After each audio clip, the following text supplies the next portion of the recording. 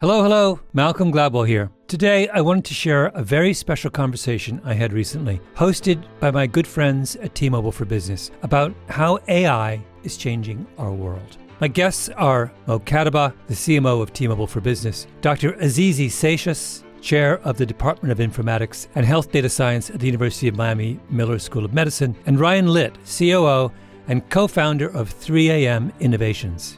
Tell us a little bit about what you do, but then tell us about the problem you're trying to solve. The primary tool set that firefighters use is a radio to communicate their status to the outside operation. However, winding hallways, dense forests, black smoke, falling debris, pretty reasonable to expect that people can become disoriented. And the issue for a firefighter is when they're confused, so is the rest of the operation. In Buffalo, New York, there was a convenience store that was on fire. Upon arrival, firefighters quickly got to trying to put out the fire. So they had to call an evacuation, pull everybody out, but they were unsure if everybody got out. We just feel like they deserve better tools. And that was literally the dawn of us starting to use AI. So the nice part is you can teach it for what you want to listen for. So Mayday and these types of situations are pretty consistent. We have a software interface, of course, and the chief will see someone just said something that is of concern. They turn red, they glow, we show them where they're located,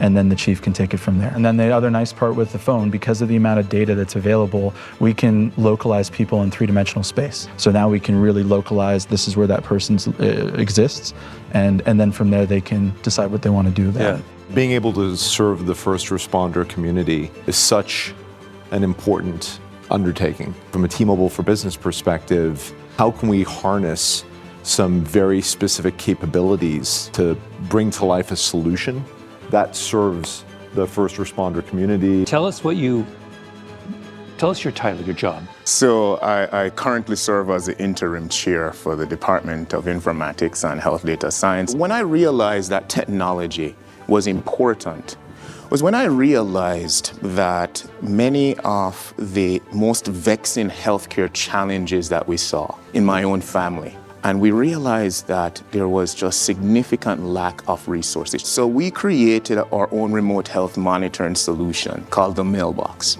And then COVID happened. And that allowed us to realize that how can we flip it?